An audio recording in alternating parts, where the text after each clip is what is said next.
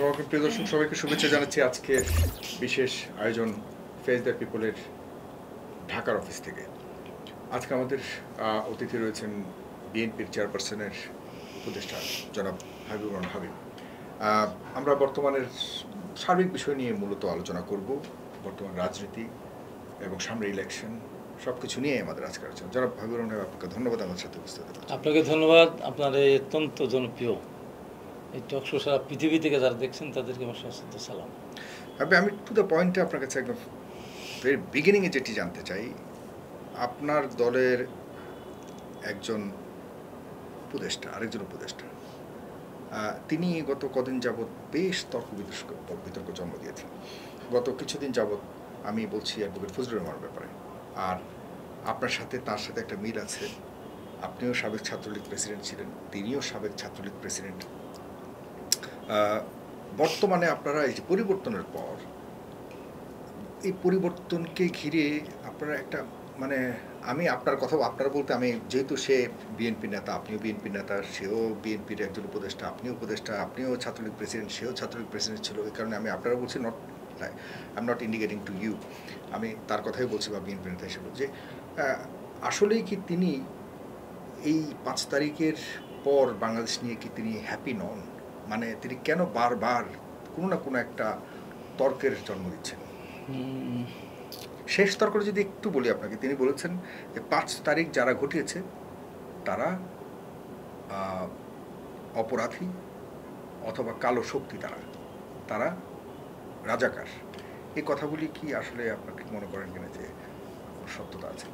এই কথাগুলি উনি বলেছেন কোন সেন্সে আমি জানি না, তবে 5 তারিখে এই যে গণতন্ত্র পুনরুদ্ধার যেটা, এটা ওনার আনহ্যাপি হওয়ার কোনো কারণই নেই। আজকে যারা ওনার বিরুদ্ধে বক্তব্য দিচ্ছেন তাদের সে 1000 গুণ বিপদে ছিলেন উনি। এই 5 তারিখ যদি না হতো উনি যে বিপদে ছিলেন শেষ পর্যন্ত ওনার জীবনের কী সমাপ্তি হতো তা আমি জানি না। আর ওনার এলাকাটা সাবেক রাষ্ট্রপতি আব্দুল হামিদ সাহেবের এলাকা। এমন কোনো অন্যায় অত্যাচার নেই যা ওনার উপরে তৎকালীন রাষ্ট্রপতি করেননি। বাড়িতে পর্যন্ত যেতে দেয়নি, বাড়িতে গেলে তার উপর হামলা, তার লোকদের উপর হামলা, নানান ধরনের প্রতিকূলতা তাকে পোহাতে হয়েছে।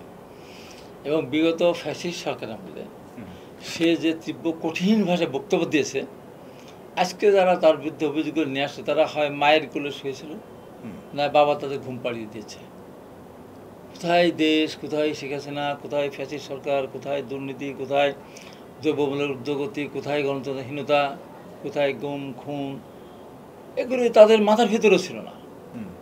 কিন্তু ফজলুর রহমান সেদিন কিন্তু এইগুলি নিয়ে প্রচণ্ড আকারে কথা বলেছেন, নিজের জীবনকে বাজি রেখে কথা বলেছেন, সমস্ত ভয় ভীত উপেক্ষা করে। না, কোনো সন্দেহ নেই। আমাদের এখন একটা মানুষের জীবনে একটা লাইন, একটা শব্দ, না উনি একটা শব্দ বলেননি, না উনি এটা উনি ওনার আমি যেটা বলতে চাচ্ছি, আমি যেটা বুঝছি, না কনফিউজ কি বলতে চান, উনি কনফিউজ, ওনার অবস্থান কি, উনি কি এখনো পর্যন্ত সে উনি কি মানসিকভাবে ভেঙে পড়েছেন, উনি কি আসলেই চাননি এরকম একটা পরিণতি হোক? এটা আমি তো আপনি আগেই ব্যাখ্যা দিলাম।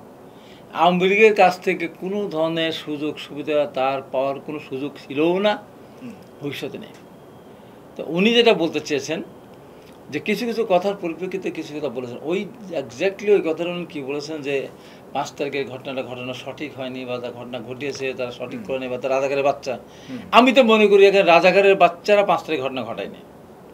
5 তারিখের ঘটনা ঘটেছে এদেশের ছাত্র, যুবক, জনতা, সাধারণ মানুষ জীবন দিয়ে, রাজাকারের বাচ্চাদের কথা কেন জীবন দিয়ে উনি বলছেন। কখন কোন সাথে বলছে আমি জানি না, তবে এইটুকু আমি মনে হচ্ছে তারা যে দাবি করে আজকে ছাত্র শিবিরের যারা ভিভিজিএস ক্যান্ডিডেট সম্ভবত তারা ছাত্র শিবিরের প্রেসিডেন্ট হিসাবে কি পরিচয় দিয়েছিল আন্দোলনের মধ্যে?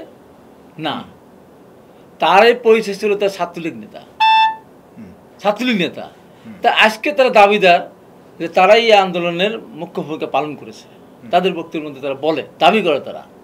তো যারা আন্দোলনের মধ্যে নিজের পরিচয় দিতে সাহস পায়নি, পরিচয় গোপন করে আওয়ামী লীগের মতো একটা ফ্যাসিস্ট সরকারের ছাত্র সংগঠন যারা নির্যাতন করেছে, ছাত্রীদের হামলা করেছে, তাদের সাথে সহযাত্রী হয়ে যারা হামলা করেছে, তারা কি করে আপনার এই 24 আন্দোলনের আপনার হয় মাস্টার মাইন্ড হয়। হুম, এই কারণেই উনি হয়তো কথাটা একভাবে বলতে গিয়ে আরেকভাবে বলেছেন। তবে যেভাবে উনি বলুক না কেন, ওনার সাথে আমার কথা হয়েছে, উনি বলতে পারেন আমি 1000টা কথা বলেছি, 2টা কথা আমার তো হয়তো আমি যেভাবে বলতে চেয়েছি সেইভাবে না অন্যভাবে হয়তো হয়েছে, আর আমি যেভাবে বলেছি সেভাবে ওনার নাও বুঝতে পারে।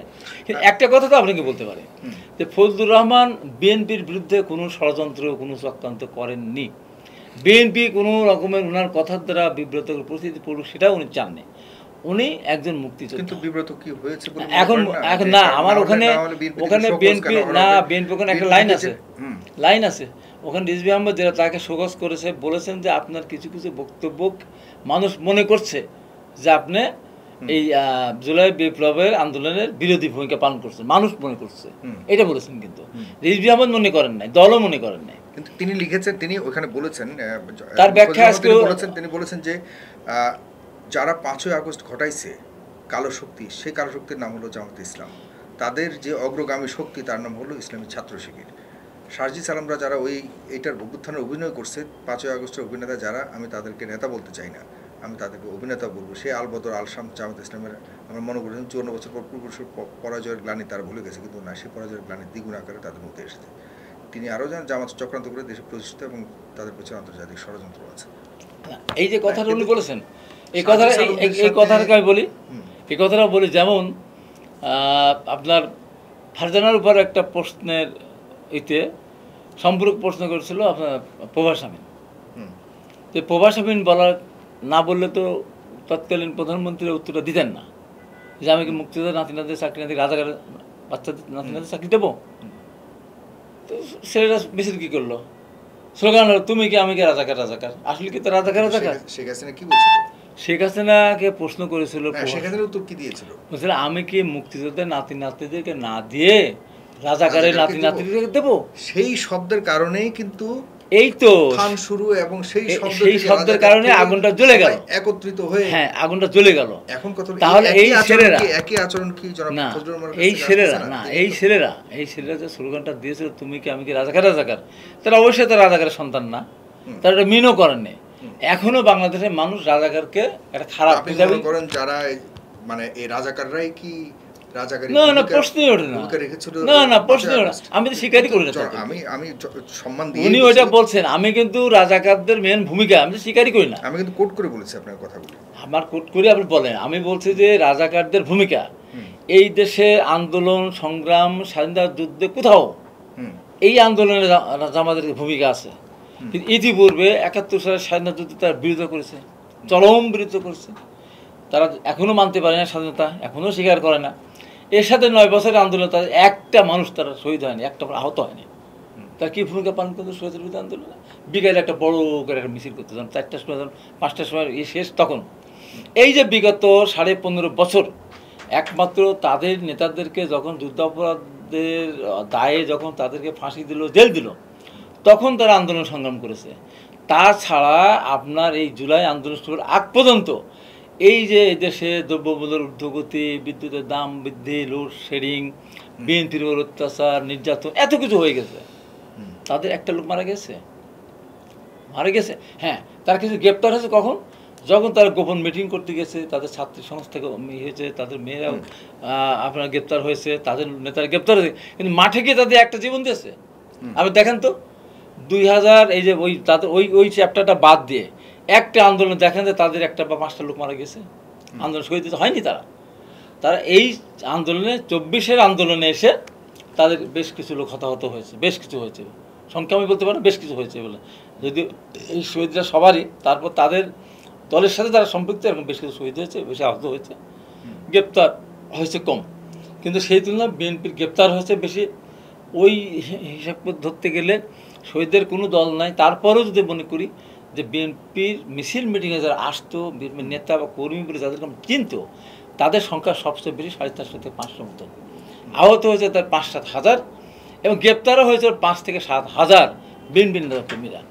ফজলুর রহমানের হাতে তার বলার মধ্য দিয়ে ওই কথাটা বলতে চেয়েছে ওই অর্থে যে তাহলে রাজাকাররাই করেছে না।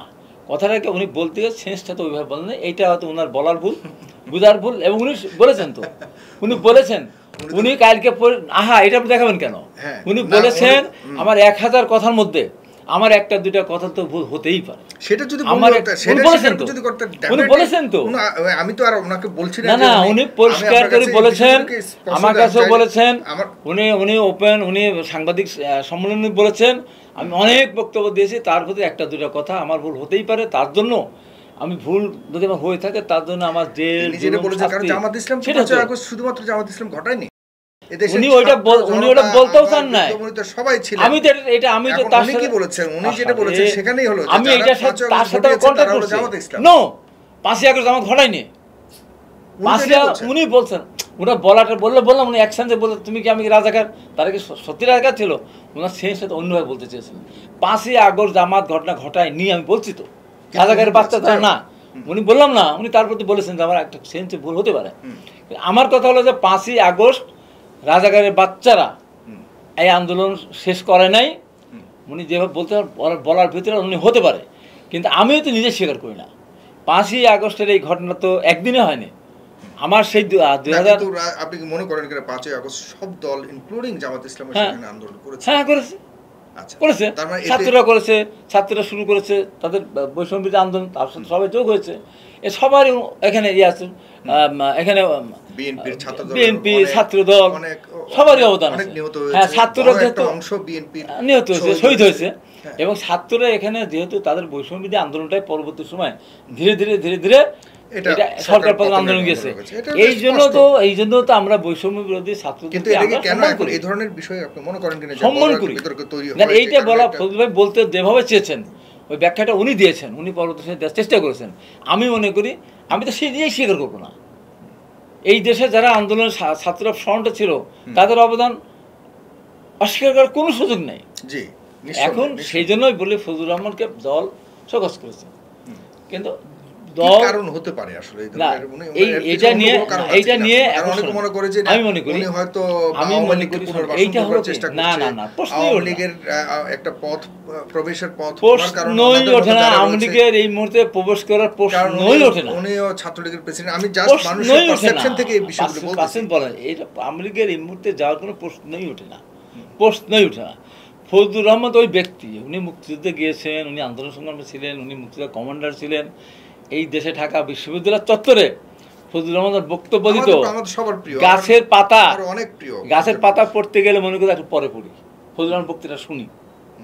হ্যাঁ, বাংলাদেশে যেভাবেই হোক কাদের সিদ্দিকী একসময় এক ইতিহাস, তার ভুল ত্রুটি মুহূর্ত থাকতে পারে, ফজলুর রহমান ইতিহাস, তার এই ঘটনার পরিপ্রেক্ষিতে তার বিরুদ্ধে আজকে যেভাবে জুতা মারা হচ্ছে, আমি একজন মুক্তিযুদ্ধে অংশগ্রহণকারী একজন ব্যক্তি হিসেবে বলতে চাই, এই বাংলাদেশটা আমরা দেখতে চাইনি। আমার ফ্যাসিস্টকে উৎখাত করতে চেয়েছে, তাই বলে একজন মুক্তিযোদ্ধার একটা বক্তব্যের কারণে এবং আমি বলি আচ্ছা না, সেটা ক্ষমতা ছিল, প্রশ্নই ওঠে না। শেখ হাসিনা সে কারণে যায়নি, শেখ হাসিনার দীর্ঘদিনের দুর্নীতি, হ্যাঁ ওইটা আগুনটা, আরে বাবা ওইটা আগুনটা দাও করে চলেছে। এরপরে কি হয়েছিল শেখ হাসিনা কবে বলেছেন উনি 15 তারিখে 14 তারিখে, তারপর আরো কত ছিল না, ছিল তো আগস্টে বলেছে 14-15 তারিখে 3-4 দিন ধরে পতন হয়নি, আমার মনে আছে তো, 3-4 দিন ধরে পতন হয়নি, পতন এক শেষে না ভাই। আপনি দেখেন 16 তারিখে, ওই কথাটা একটা বড় 16 তারিখের আগে, এটা 16 তারিখে আগে পতন হচ্ছে, তারও 21 দিন পর।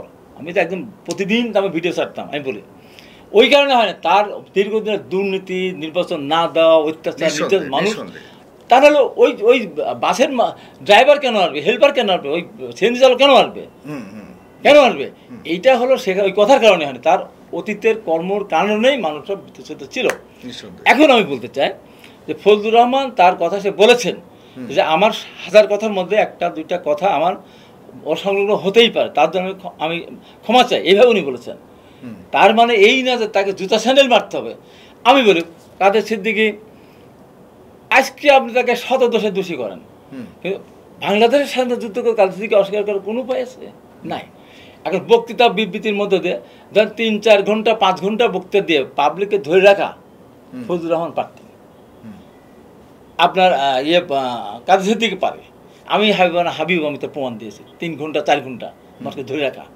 তো এখন ফজলুর রহমান সারা জীবনের রাজনীতি একটা কথার কারণে সিলভার টাং হতে পারে, ভুলতে পারে, আপনি যারা বাংলাদেশের স্বাধীনতাকে স্বীকার করে না, লক্ষ মানুষকে হত্যা করার সাথে জড়িত, তারা এখন পর্যন্ত স্বীকার করে না, ভুল স্বীকার করে না। তারপর ফজলুর রহমান তো স্বীকার করেছে ফজলুর রহমান।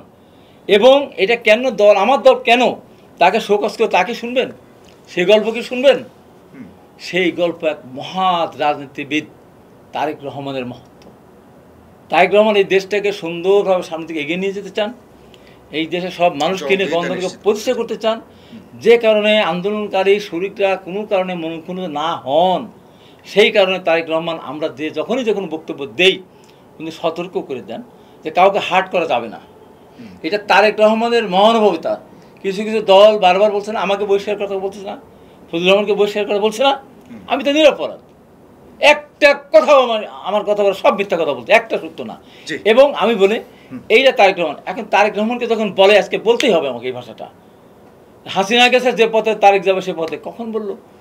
সোহাগ হত্যার পরে তারেক রহমান তো লন্ডনে, টিনের চালে কাওয়া, তারেক রহমান কি মায়া দন্তের সরকার, তারপরে কি এই সমস্ত স্লোগান তারেক রহমান দিতে পারে?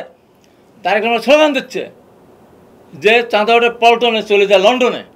তারেক রহমান মারা গেল, যুবদল মারলো, মারার সাথে জড়িত যুবদল কথার দ্বারা নৃশংস হত্যা, কারণ বিএনপির সাথে বহিষ্কার করেছে, তাদের মামলা দিতে বলেছে, কোনো আইনজীবী তাদের পক্ষে না দাঁড়ায়। এই স্লোগান বলতে রক্তে আমার ভাইয়ের রক্ত লাল, যুবদল ঘোড়াচ্ছাল নাকি বাজে একটা স্লোগান দিচ্ছে। জিয়া রহমান কেটেছে খাল, এর সাথে লাঙল, এটা বলতে পারে? ম্যাডাম খালদা যে শাড়ি ভাগ করে দেবে কাকে, গহনা ভাগ করে দেবে কাকে, এ কথা বলতে পারে? এই কথা যে বিএনপি যদি মাপ না চায় তাহলে বিএনপিকে এই দেশ থেকে পালিয়ে যেতে হবে, বিতাড়িত করা হবে। কে বলছে? মাসুদ, ডাক্তার মাসুদ। এই যে ঘটনা ঘটলো ওখানে, রাত্রিবেলা মিছিল হলো, আপনার ইঞ্জিনিয়ারিং ইউনিভার্সিটির মেধাবী ছাত্ররা কেন তারেক রহমানের বিদেশ, এবং আমাদের অনেক জায়গায় বিলবোর্ড ভেঙে ফেলেছে, পোস্টার ছিঁড়ে ফেলেছে, পরদিন বিএনপি অফিসের সামনে ককটেল বিস্ফোরণ করেছে।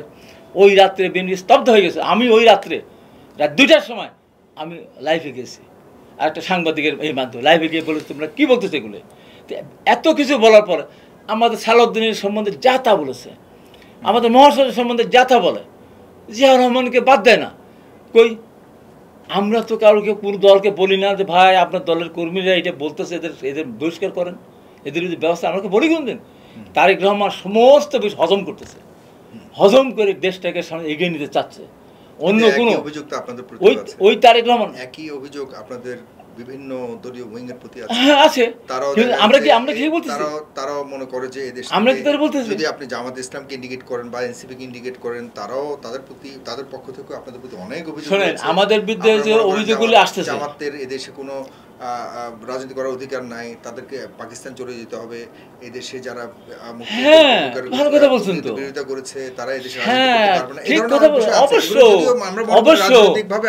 অবশ্যই আপনাদের যারা দেশ চায়নি তারা যদি বিএনপির মতো দলকে বলে যে পৃথিবীর দেশে দেশে আন্দোলন হয় সরকার পতনের, আর বাংলাদেশে একটা দল যার নাম বিএনপি দুর্নীতি, অন্যায়, অত্যাচার, লুটপাট করার কারণে সেই দেশের মানুষ বিএনপি ক্ষমতা আগেই বিএনপির পতন চায়, গিনিস বুকে নাম উঠবে বিএনপির, এবং এই দেশ থেকে তাদেরকে বিতাড়িত করা হবে। আওয়ামী লীগকে 5ই আগস্ট করা হয়েছে, যদি মাপ চায়, এই কথা জামাত বলতে পারে, আমরা বলতে পারি, সাধারণ মানুষ বলতে পারে, তার কোনো অবদান নেই। আজকে আওয়ামী লীগকে আমরা নিষিদ্ধ ঘোষণা করছি, আওয়ামী লীগ রাজনীতি করতে না পারে, ভোটে আসতে না পারে, কেন? 1,500 মানুষকে হত্যা করেছে, শহীদ করছে, 20-30 হাজার মানুষকে আহত করেছে।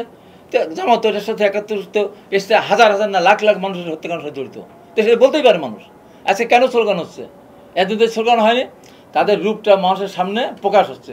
এই জামাত বিরুদ্ধে কথা কে না বলেছে? এই চরমনাই বলেছে, জামাত যেখানে আছে সেই দেশ আর ইসলাম প্রতিষ্ঠিত হবে না। কমিউনিস্টরা দখল করে 100 বছর রাখলেও সেই দেশে ইসলাম প্রতিষ্ঠিত হবে, কিন্তু জামাত আসলে এবার হবে না, বলিনি? চরমনাই বলেনি?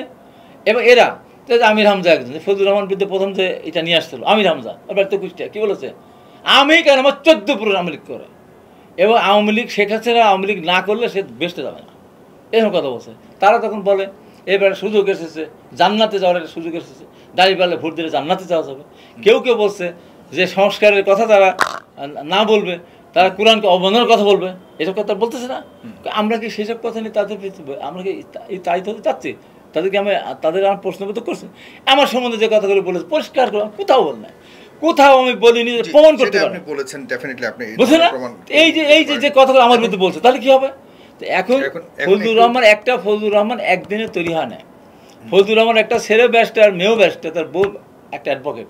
তার বাড়ির সামনে যে মেয়েদের কণ্ঠে যে স্লোগান, ওই মেয়ের বাবা নেই, ওই মেয়ের মা নাই, কি শিক্ষা দিয়েছে তাদেরকে? এই ফজলুর রহমান বাড়ির সামনে গিয়ে এই সমস্ত স্লোগান দিয়ে কেন যাবে?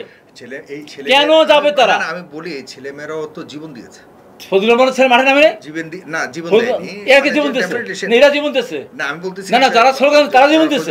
ছিল জীবন দেয়নি, কিন্তু না এরা জীবন দেয়নি। যারা মিছিলে গেছে তারা জীবন দেয়নি। জীবন দিয়ে, যারা জীবন দিয়ে দেশটাকে আপনার তাদের পক্ষে তো আমরা ছাত্র, বিশেষ করে ছাত্ররাও জনতারাও তাদের আমার সবচেয়ে বেশি শহীদদের পক্ষ নিয়ে যে শহীদদেরকে না, সে ওই স্লোগান দিতে পারে না, এই কারণে তারা সেখানে না এটা এখানে বিতর্ক থাকতে পারে, তারা কেন গেছে এই ধরনের এই ভাষা ব্যবহার করতে পারে না। এমন একটা উদ্বেগ, এমন একটা উৎকণ্ঠা তাদের উদ্বেগ তাদেরই হলো। আল্লাহর উদ্বেগ, দেশে আল্লাহর উদ্বেগ না, এই কতগুলো লোক গিয়ে উদ্বেগ দেখালো। ফজলুর রহমানের ছেলে মেয়েরও তো মিছিলে গেছে, ফজলুও তো গেছে। বললাম না, এরা তখন মায়ের কোলে ছিল, বাবার আদর নিয়ে যখন ঘুমাতো। আপনাকে মনে হয় না যে এই বিষয়গুলো নিয়ে এভাবে কথা না বলেও তো থাকে? এইভাবে তো আমি তো বারবার বলছি, ফজলুর রহমান নিজেই তো বলেছেন, সেটা যদি হয়ে থাকে যে উনি বলেছেন আমার 1000 কথার মধ্যে 2-4টা কথা আমার তো ছিল প্ল্যান, ঠিক আছে, হতেই পারে। এখন এই বিষয়গুলো যতবার হতে থাকবে ততবার এই ধরনের সিচুয়েশন দেখেন করি না, এই সিচুয়েশনের এখন আমি বলি বিএনপিকে বলি, আমি আপনাদেরকে বিভক্ত আপনারা একসাথে আন্দোলন করেছেন, দীর্ঘদিন আন্দোলন করেছেন জামাত ইসলামের সাথে, এখন এমন কি ঘটে গেল যে জামাত ইসলামের সাথে আপনাদের? আমি আপনাকে বলি, এরা এই সমস্ত কথাগুলি আমরা বলেছি না, আগে বলেছি। কারা বলেছে? যেই আগে বলুক, না আগে আপনি বললেন, আগে পরে যেই বলুক, না আপনি যদি আগে বলেন উত্তরটা দেবো না। আপনি আমাকে কোন কারণে বললেন জামাত ইসলাম, কোন কারণে বললেন? আজহারী সাহেব তো পালিয়ে গেছিল মালয়েশিয়া, উনি কোন কারণে বললেন? এক ডাকাতকে তাড়িয়েছি, একদম ডাকাতি করা শুরু করছে বিএনপিকে উদ্দেশ্য করে। ওনাদের আমি নিজে বলে যে দল তার নিজের দলকে নিয়ন্ত্রণ করতে পারে না, বলে না, আমি বলবো না। তারপরে এখন তারা জামাতও তো, আমার কথা হলো এটা জামাতও তো চাঁদাবাজি করতে যাচ্ছেন, আমরা কোথাও নিচ্ছি না, আমরা নিচ্ছি না। আমাদের নেতা যেমন জামাতের আমির বলতেছে, আমাদের দিকে আঙ্গুল তুললে ডান হাতের আঙ্গুল না বাম হাতের আঙ্গুল দিয়ে জিব্বা টেনে খুলে ফেলবো, বলছে না? আমাদের নেতা, আমি শুনেছি, আপনি চাইলে আপনাকে পাঠিয়ে দেবো, আমি শুনেছি। এবার আমাদের নেতা তারেক রহমান হোসেন কি বলছেন? আমাদেরকে সংযত থাকতে বলছেন, আমাদের বিরুদ্ধে উনি শোকজ করতেছেন, আমাদেরকে সতর্ক করতেছেন। আর তারা কি বলতেছে? আমাদের নেতা তারেক রহমান সে কি বলতেছে, ম্যাডাম কি বলতেছে, আর তাদের নেতারা কি বলতেছে? তাদের নেতারা আমাদের সম্বন্ধে কি বলতেছে বলেন তো? এগুলো বলতে পারে? আমার একটা বিচার আপনি করে দেন, আর কোনো বিচার আমি চাইনি। সেই বিচারটা যারা আমাকে 7 বস্তা টাকা সহ র্যাব ধরলো, এই সাথে যারা শেয়ার করেছে, যারা লাইক দিয়েছে, তাদেরকে বিচার করবেন। এক পাবেই তো টোটাল পাবে, সমুদ্রে ডুবে যাওয়ার কথা। আমার মতো একটা মানুষকে দেখাচ্ছে র্যাব আমাকে ধরেছে 7 বস্তা টাকা সহ, আর সেটাকে শেয়ার দিচ্ছে জামাত। সাইদি সাহেব ছেড়ে দিচ্ছে, নিজাম সাহেব ছেড়ে, জামাতের বড় বড়, ঠিক আছে পারে, ঠিক আছে, কেন এটা পারে কিনা? এটা পারে, নো আমার প্রশ্নই ওঠে না, এগুলিকে আপনারা আবার প্রশ্নই ওঠে না। আমার সম্বন্ধে এত বড় কথা বলা, এত বড় মহামিথ্যা, এই কথাকে যারা সমর্থন করে, লাইক দেয়, শেয়ার করে, তাদের সে পাপী আর কিছু হতে পারে? ইসলামে এই কথা বলা আছে যে একজন মানুষকে অন্যায়ভাবে তার বিরুদ্ধে দোষারোপ করো, তার বিরুদ্ধে বিদ্বেষ ছড়াও, তাকে মানুষকে হেয় করতে আছে? কোথাও নেই। আমরা এর উত্তরকে দিতে পারবে? এর উত্তর তার দিতে আমরা ওই ধরনের জায়গায় আমরা একটাও, আমি কোনোদিনও বলি নাই যে জামাতের জিব্বা কেটে কুত্তা দিয়ে খাওয়া দাও। আমি কোনোদিন বলি নাই এনসিপির কাউকে স্বাধীন বলেন যে আমি বলেছি, আমি যেমন বলেছিলাম 98 সালে বলেছিলাম, অ্যানির ব্যাপারে বলেছিলাম, আমি বলেছিলাম মেজর রবি এই কথা বলা অপরাধ, এটা কিন্তু আপনার কাছে যদি এই জিনিসটা আপনি আমাকে বলেন। অবস্থান নিয়ে একটু কথা বলতে চাই জনাব গুরুন হাবিব। মোটামুটি আমরা প্রায় অনুষ্ঠানের শেষ প্রান্তে চলে এসেছি আপনার কাছে। যে এখন আপনারা সামনে নির্বাচন নিয়ে এখনো পর্যন্ত মোটামুটি অনেকটাই টাল বাহানা দেখতে পাচ্ছি। বিশেষ করে যদি আমরা দেখি এনসিপির একজন বড় নেতা বলেছেন, সাবেক উপদেষ্টা বলেছেন যে ফেব্রুয়ারিতে নির্বাচন না হওয়ার সম্ভাবনা বেশি। এক্ষেত্রে যদি নির্বাচন না হয়, আপনারা যারা নির্বাচনের জন্য অনেকগুলি দল গণতান্ত্রিক উপায়ে আন্দোলন করবার চেষ্টা করেছেন এবং বহুবার আপনার নির্যাতনের শিকার হয়েছেন, কখনোই আপনারা সেই স্বাধীন গণতন্ত্রকে ফিরিয়ে আনবার ক্ষেত্রে আপনারা সফলতা অর্জন করতে পারেনি, 5ই আগস্ট সেটা হয়েছে। এখন সেই একই নির্বাচনের জন্য আপনাদের ফাইট করতে হচ্ছে আবারও। এই বিভক্ত শক্তি নিয়ে কতটুকু আপনারা সে পর্যন্ত যেতে আমি পারবেন? আপনার কাছে খুব পরিষ্কার করে বলি, নির্বাচন চাচ্ছে না তারা। কেন চাচ্ছে না তারা? চাচ্ছে না তারা যারা ক্ষমতা চূড়ান্ত ভোগ করতেছে এখন, হুম, যারা চূড়ান্ত ক্ষমতা ভোগ করতেছে। হুম, এনসিপি চূড়ান্ত ক্ষমতা ভোগ করছে, এর পাশাপাশি চরমানের ক্ষমতা ভোগ করতেছে। আরও দু একটা দল আছে যারা পিয়ার ছাড়া নির্বাচন হবে না বলতেছে, পিছাদার কথা বলছে। কত বছরের পর পরিবেশ আসবে? হুম, ওনারা বলুক, 1 বছর 2 বছর, যত দিন যাবে পরিবেশটা আরও নষ্ট হতে থাকবে এবং দেশের অর্থনীতি ধ্বংস হয়ে যাবে। হুম, যতদিন নির্বাচন না হবে ততদিন কোনো বিদেশি ইনভেস্টমেন্ট এখানে আসবে না। হুম, তাহলে আপনি কোন দল ক্ষমতা আসবে বলুক, তারা আমরা এত বছর পর দেশের অর্থনীতি ঠিক করে দেবো, পরিবেশ সৃষ্টি হবে। এই যে মানে অবান্তর কথাবার্তা বলে, ডিসিএসপি বদলাচ্ছে না, দিবে কাকে ভাই? এই যে দেখলাম ডিসি পরিবর্তন হলো, এসপি পরিবর্তন হলো, জামালপুর থেকে যাচ্ছে কামালপুর, কামালপুর থাকছে সৈয়দপুর। এই তো দিবে কোথায়? রাতারাতি একজন ডিসি তৈরি করা যাবে? রাতারাতি একজন এসপি তৈরি করা যাবে? বলেন, একজন সচিব তৈরি করা যাবে? কি ছেলের মোয়া আনতে গেলে তো বিদেশে আপনি এসি খোলা লাগে, এসি আসতে সময় লাগে। তো এরা অবান্তর কথা বলতো। কত বছর লাগবে এই পুলিশ প্রশাসন ঠিক করতে বলেন? কত বছর পরে আপনার ওসি সব ওসির আপনাদের হবে বলেন তো? এই যে বলতে নির্বাচন কমিশন, বিএনপি নির্বাচন কমিশন কেন হবে? এই অবস্থাতে নির্বাচন আপনি আপনারা বিএনপি তো মনে কবে করেন হবে? কত বছর পরে এই নির্বাচন কমিশন ওনাদের হবে? যারা এসে প্রশ্নগুলো উত্থাপন করছে তাদের জিজ্ঞাসা করেন কত বছর গেলে এই নির্বাচন কমিশন, নিরপেক্ষ নির্বাচন কমিশন আপনি বানাতে পারবেন? কোথা থেকে মানুষ নেবেন? ভারত থেকে না পাকিস্তান থেকে না আমেরিকা থেকে না কানাডা থেকে? কোথা আনবেন? কোথা থেকে আনবেন? এই নির্বাচন বানান কাকে দিয়ে? এদের দিদি বানাবেন? আজকে দীর্ঘ 15.5 বছর এবং আগেও যারা আওয়ামী লীগের সময় চাকরি পেয়েছে, বিএনপির সময় যারা চাকরি পেয়েছে, এখন রিটায়ারমেন্টে সব পাঠায় দেন। সব কথা আমি একদম বলতে যে সচিব থেকে সব পাঠায় দেন। বসান তো, কাকে বসান আপনি?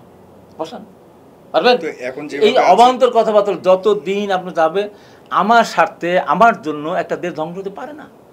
আমার নির্বাচন যদি আরও একবার, এই বললাম তো, এই ফেরত নির্বাচন না হলে হয়তো এই সরকার থাকবে না, হয়তো অন্য ফর্মে আবার নতুন একটা সরকার আসবে। তখন আজকে যারা এই যে সুযোগ সুবিধা পাচ্ছেন, আমি নিশ্চিত করেই বলতে পারি সেই সরকার এসে এত সুযোগ সুবিধা দিবে বলে আমার মনে হয় না। অত্যাচারের স্ট্রিমগুলো সবার উপরই চলবে, আমাদের উপরে চলবে। আমরা সহ্য করতে পারবো, কারণ আমরা আপনার হলো এর নিচে কী বলে, মেশিনের নিচে আমরা ঘষণ খাইতে খেতে আমাদের চামড়া টামড়া উঠে আসে, বাস আমার লাগছে, আবার উঠবে, সমস্যাটা কি? আর যারা আজকে বলতেছেন তারা কোথায় যাবেন? তারা কোথায় যাবেন? আমি এই জন্য বলি যে এই সমস্ত নির্বাচনের হতে হবে, বরং কত বছর পর হলে আপনার প্রশাসন নিরপেক্ষ হবে আপনি বলতে পারবে তারা? তখন দেশের অর্থনীতি কোথায় যাবে বলেন তো? আপনার দারিদ্র সীমা কোথায় চলে যাচ্ছে? উইদাউট এনি ইনভেস্টমেন্ট আপনি দেশ তো আগামী কীভাবে বলেন আপনি? আজকে যারা তারা ক্ষমতা যাওয়ার জন্য বলছে, তো ক্ষমতা যাওয়ার জন্য যেটা তারা সংবিধান করে, সংবিধান নাই সেটাও চায় না। কী চায় তারা নিজেরাই জানে। এক এক সময় তারা এক এক কথা বলে। আবার তারা ক্যান্ডিডেট ঘোষণা করে, জামাতে 3 জনের ক্যান্ডিডেট দিয়ে দিয়েছে। তো 3 জনের ক্যান্ডিডেট দেওয়ার পরে আবার কীভাবে তারা বোঝা নির্বাচন নিতে হবে না? তাহলে এত আগে ক্যান্ডিডেট দেওয়ার দরকারটা কী ছিল? এই যে অবস্থা আজকে ধরেন, এই যে বিশ্ববিদ্যালয়গুলো সব ডাকসু নির্বাচন হচ্ছে, রাকসু হবে, এগুলো সব হচ্ছে, নথিপত্র জমা দিয়েছে। আজকে ঢাকা বিশ্ববিদ্যালয় কি? ঢাকা বিশ্ববিদ্যালয় আজকে বিভিন্ন এই যে যারা ছিল, আমাদের কথা বাদ দেন, এই যে যারা একসাথে বৈষম্য তারা কি এক মঞ্চে আছে? এক প্যানেল দিতে পেরেছে? তারা পারেনি। আজকে ছাত্র শিবির যারা নামধারী, যারা ছাত্রলীগ তারাই আজকে ছাত্র শিবিরের কিন্তু প্রেসিডেন্সিয়াল হিসেবে যারা দাবি করেছে তারাই আজকে ক্যান্ডিডেট কিন্তু। তাহলে আবার বলতে পারেন ঢাকা বিশ্ববিদ্যালয়ের জায়গায় ছাত্র শিবিরের প্রেসিডেন্ট সেক্রেটারি ছাত্রলীগের মিছিল করে, এবং যত এই ঢাকা শহরে যত আপনার এই যে মার অত্যাচার, নির্যাতন, হেলমেট সব এরা করেছে। এরা ছাত্রলীগের ভিতর ঢুকে গিয়ে এই যে এত হেলমেট বাহিনীটা তা দেখছেন না, সবই এরা দেখেন, ভিডিও ফুটেজ তাদের আছে, যে যারা একদিন একটা মিছিল করলো না, যারা বৈষম্যবিরোধী আন্দোলনের পাশে দাঁড়ালো না, আজকে তারা হঠাৎ করে ছাত্র শিবিরের প্রেসিডেন্ট যেটা ছিল, গোপনে কোন ছিল, তারা এখানে আবির্ভূত হয়ে গেল। আর সবাই কোনো কৌশল ছিল, কৌশল তখন ছাত্র দলের ছেলেরা বছরের পর বছর তারা ইয়ে নষ্ট করতেছে, তাদের লেখাপড়ার জীবন নষ্ট করছে। কয়েকজন কেন, যে হ্যাঁ তারাই তো এখন ফর্মে, তারাই তো এখন বিজেস ক্যান্ডিডেট। এটা হয় কোনোদিন? কোনোভাবেই হতে পারে না। এটা সবচেয়ে মুনাফিকের চূড়ান্ত পর্যায়ে। আমার ছাত্র দলের ছেলে যারা ছিল আমাদের, কত মায়ের খেয়েছে, পরীক্ষার হল থেকে বের, আমার আশরাফ এখানে ছাত্র পরীক্ষার বেদম বিদম পিটিয়ে থেকে হাসপাতালে পাঠিয়ে দিল। আমাদের ছেলে একটা হলে যেতে পারে নাই, হলে থাকতে পারে নাই। ঢাকা বিষয় হল কেমন, ক্যান্টিন কেমন, হলের খাওয়া কেমন, প্রবোস্ট কাকে বলে, প্রক্টর কাকে বলে, তারা আমাদের ছেলে ভর্তি হওয়ার দেখতেই পারেন। সে নিজেদের তারা ভোগ করেছে। আজকে যারা মায়ের কোলে থাকলো, বিছানায় ঘুমালো, খেলো দিল, হলে থাকলো, ক্যান্টিনে থাকলো, অল্প পয়সায় খেলো, আজকে তারা হয়ে গেছে দেশের মালিক, আজকে তারা দাবিদার হয়ে গেছে। আমার তাই বক্তব্য, ঢাকা বিশ্ববিদ্যালয়ের ছাত্র সমাজের কাছে আমার বক্তব্য যে আপনারা দেখে শুনে, তুমিই বলবো, আমরা তোমাদের অনেক বছর আগে বেরিয়েছি, তোমরা দেখে শুনে আর কিছু হোক আর কিছু না হোক, ছাত্র দলে যারা ভালো প্রার্থী আছে, দল হিসেবে ছাত্রদল স্বাধীনতার পক্ষের একটা দলের তারা সমর্থক, যদিও এখানে নির্বাচন হচ্ছে, তাদেরকে ভোট দাও। তারপর যদি মনে করে কোনো ভালো প্রার্থী আন্দোলন সংগ্রামে ছিল, বিশ্ববিদ্যালয় আন্দোলনে যার ভূমিকা ছিল, তাকে ভোট দাও। কিন্তু কোনোভাবেই যারা মুনাফি করে ছাত্রলীগের ভিতরে লুকিয়েছিল, অন্তত স্বাধীনতার বিরুদ্ধে একটা দল যারা এখনও স্বাধীনতা স্বীকার করে না, সাভারে যায় না, তাদেরকে দয়া করে তোমরা ভোট দিও না। এই দেশটা কিন্তু তোমাদের, তোমরা এই দেশে বসবাস করবে, আমাদের বয়স শেষ। অতএব সামনের দিকে দেশটা বাংলাদেশ এই পরিসরে তুমি রাখতে চাও, তাহলে তোমার ভোটটা অবশ্যই শিবির বাদে যেখানে ভালো সেখানে দাও, ছাত্রদলকে দিতে পারে। আরো শিবিরটা তো স্বাধীনতা বিরোধী নয়, এখন তো তারা স্বীকার করে। শিবির বলেন তো যায়, স্মৃতিসৌধে যায়, যায় তো, তারা তো শহীদ মিনারে কই যায়, কোথায় যায়? শহীদ মিনার ফুল দিতে যায়? অবশ্যই ফুল যায় দেওয়া না। সেটা একটা ধর্মীয় আর বিষয় ওইটা তো আছে একটা এখানে। প্রোগ্রামে যায়। যেমন তারা বলে, আমি একজন প্রশ্ন করলাম যে যারা স্বাধীনতা বিশ্বাস করে তারা তো অবশ্যই যাতে শীতের সাথে যাওয়ার কথা, 26 মার্চ 16 ডিসেম্বর, তারা কি যায়? তখন বলছে কেন আমাদের দুই মন্ত্রী তো গিয়েছে। মন্ত্রী গিয়েছে, মন্ত্রী দল হিসেবে যায়নি, আজও যায়নি, অতীতেও যায়নি, এখনও যায় না, ভবিষ্যতেও তারা এই দেশে তারা সবার স্মৃতিসৌধে তারা যাবে না। তারই জামাত যায় না, শিবির তো যাওয়ার কথা। ফুল দেওয়া না কেন বাংলাদেশের ধর্মীয় না বাংলাদেশে তখন যদি হয় মন্ত্রী হয়ে যাওয়া যাবে, কিন্তু মন্ত্রী হয়ে যাওয়া যাবে, আর যখন শিবির জামাত তখন যাওয়া যাবে না। এবার কি হলো? আমি শিবির তো যাওয়া না যাওয়ার কথা না। আমি তো দেশকে স্বীকার করি। পাকিস্তানের অবস্থান নিয়ে বলছেন যে কারণে যাচ্ছে না, নাকি এখানে কোনো ধর্মীয় কারণ আছে? আমি ধর্মীয় কোনো কারণ নাই, তারা দেশটাকে স্বীকার করে না। আচ্ছা, এখনো স্বীকার করে না, তারা এখনো বলে না যে 71 সালে স্বাধীনতার বিরুদ্ধে করা আমাদের ভুল, তারা বলে না। এখন সে বললো না আমরা মুক্তিতে অংশগ্রহণ করিনি, আমরা এক পাকিস্তান রাখতে চেয়েছিলাম। এক পাকিস্তান রাখা মানে আপনার শিবির সৃষ্টি করা, আপনার কি বলে রাজাকার সৃষ্টি করা, আলবদর আল শামস মুক্তি শান্তি কমিটি সৃষ্টি করেছে তারা, তো দায়িত্ব তাদের নিতে হবে না? এই কমিটি তো সেই আমরা সৃষ্টি, নাকি এখানে মুসলিম লীগের কেউ ছিল, এখানে আওয়ামী লীগের কেউ ছিল, না কমিউনিস্ট পার্টি কেউ ছিল, নন্দী কেউ ছিল? তাদেরই তো ছিল। তার মানে ওই দায়িত্ব তাদের। সেই জন্য বলছে সেই দলের যারা ছাত্র সংগঠন তারা যখন স্মৃতিসৌধে যায় না, তখন তো আমাকে ধরে নিতে হবে তারাও সেই অনুসারে। এই জন্য আমি বলছি দেশটাকে সামনে এগিয়ে নিতে হলে একটা নির্বাচন ছাড়া কোনোভাবেই সম্ভব না। কেউ বলে বিএনপি শুধু নির্বাচন চাই, ক্ষমতা দিতে চায়। তাহলে আপনারা কী চান? আপনারা দেরি করতেছেন কেন? আপনি নির্বাচনে আসেন, দেশের মানুষ যদি আপনাদের ভালোবাসে, আপনারা পেয়ার সিস্টেমের জন্য আপনি ইস্তার দেন। আগেবারে আমরা ক্ষমতা আসছে, আগামী পেয়ার সিস্টেম চালু করবো, সমর্থন দিলে দিবে।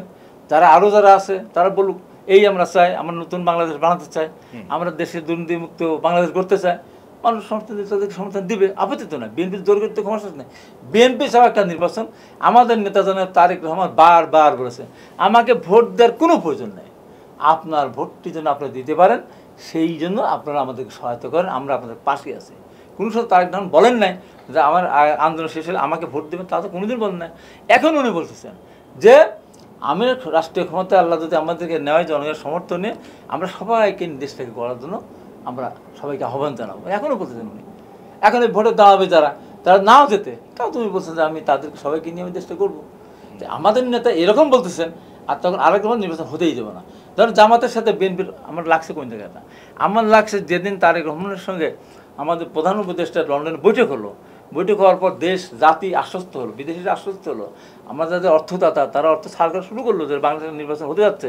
সেই মুহূর্তে এনসিপি সহ সবাই কিন্তু ঐক্যমত্য কমিশনের মিটিংয়ে গেছে, জামাত দেয়নি। মনে করো তারেক রহমানকে এমন ভিডিও বানাচ্ছে, তারেক রহমান কে, তার কোন ঘোড়ার ডিম, এই সমস্ত উল্লেখ করতেছে। এবং মিনাফারা নামে একজন মহিলা, উনি চরমনায় পীরকে বলছেন তারেক রহমানের ছবিতে ক্রস দিয়ে চরমনের পীরকুদ থেকে বলছে যে আপনি সঠিক কথা বলেছেন, সঠিক কথা বলেছেন, চাঁদাবাজে পল্টনে যায় লন্ডনে এই তারেক রহমান এই চাঁদাবাজকে আপনি ক্ষমতা আসতে দিবেন না, দেশে আসতে দিবেন না। আরে তারেক রহমানকে দেশ এরপরেও কি আমরা না এরপরেও আমরা কি তাদের বাড়ির সামনে গিয়েছি? এই যে জামাতের যখন মাসুদ যখন বললো যে বিএনপিকে মাফ চাইতে হবে না, দেশ ছাড়া করবো, আমরা কি বাড়ি ঘেরাও করতে গেছি? এটা কত বড় অপরাধ! বিএনপির মতো দলকে বলে যে তাদের দেশ ছাড়া করবো, মাফ যদি না চায়, এই স্পর্ধা পাই কোথায়? এই স্পর্ধা পাই কোথায়? আমরা কি তাদের বাড়ির সামনে গেছি? আজকে না না চলে যেতে মুখ দিয়ে বলছে আমরা কি বাড়ি ঘেরাও করতে গেছি? কখন বলেছে? না না জামাত যখন বলেছে আমাদের ফজলুর রহমান বাড়িতে ঘেরাও করলো, তার বাড়ির সামনে গিয়েছে। জামাত যায়নি, আরে এই যে না যাক, যারাই গিয়েছে আমি যারাই তাদের কথাই বলে, এই আওয়ামী লীগ তো ক্ষমতায় ছিল, আওয়ামী লীগের আমার সে নির্যাতন কেউ হয়নি। ম্যাডাম খালেদা জিয়া তারেক রহমানের পর আমাদের অনেক নেতা মার খেয়েছে। একটা প্রশ্ন করে শেষ, আমরা একদম অনুষ্ঠান শেষ করতে আসছি। আপনারা তো মুক্তিযুদ্ধ করেছেন এবং জনাব ফজলুর রহমান মুক্তিযুদ্ধ করেছে। মুক্তিযুদ্ধের পর যদি কেউ বলতো যে মুক্তিযুদ্ধ যারা করেছে এরা সবাই এটা হলো কালো শক্তি, এরা কেউই ভালো মানুষ নন, হোয়াটএভার এখনো বলে, তৎকালীন কি না না না এখনো বলে মুক্তিযুদ্ধ তো সঠিক হয় নাই, কালো শক্তি না, সঠিক হয়নি। আমি তো এই ধরনের কোন মন্তব্য কেউ করতো, আমি কথাটা বলি আপনাকে, যে কোনো প্রেক্ষাপটে হোক ওই লোককে আপনারা আস্ত রাখতেন? কোন লোককে? যদি কালো শক্তি, এটা তাই বললাম যে ফজলুর রহমান এইটার কারণে কি, এইটার কারণে কি তার সমস্ত সে একজন মুক্তিযোদ্ধা, তাকে জুতা মারবেন? এই দেশটা তো স্বাধীন না হতো।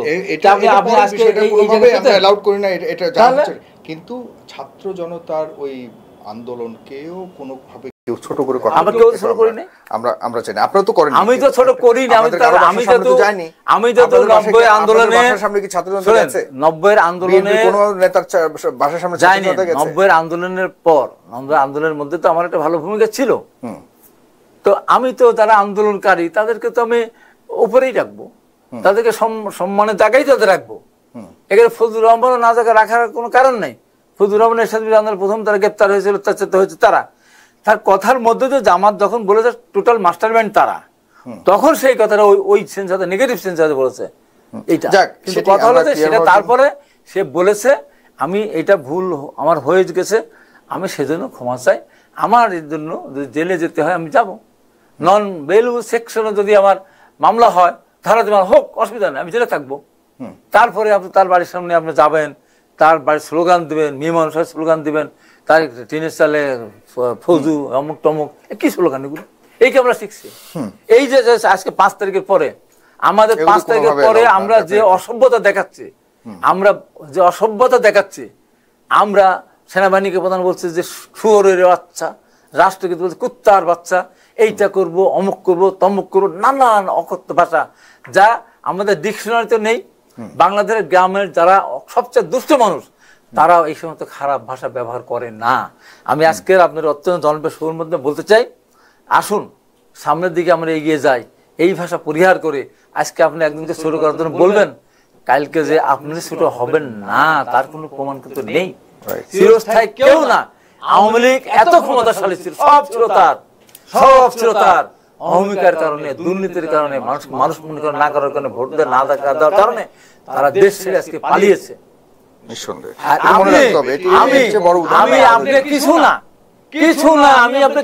আমার দল ক্ষমতা না, আমি কিছু না, আমার দল নাই, বল নাই, আর্মি নাই, সেনা নাই, কেউ নাই আমার, আমি আপনাকে যা তা বলে যাব, এই কি অবস্থা থাকবে? অবশ্যই থাকবে না। অতএব আমরা চাই না দেশটা মানে এই ধরনের ভিতরে পড়ে দেশটা ধ্বংস হোক, এরকম চাই না। আসুন সবাই মিলে ভুল ভ্রান্তি যাই আমরা করি না কেন, আসুন আমরা সামনের দিকে দেশটা আমরা করি। নিঃসন্দেহে আপনাকে অনেক ধন্যবাদ জনাব হাবিবুর রহমান হাবিব। প্রিয় দর্শক, আপনারা এতক্ষণ আমাদের সাথে ছিলেন, আপনাদেরকে অনেক ধন্যবাদ জানাচ্ছি। আবার অন্য কোনো অনুষ্ঠানে দেখা হবে। ভালো থাকুন, সুস্থ থাকুন। আসসালামু আলাইকুম।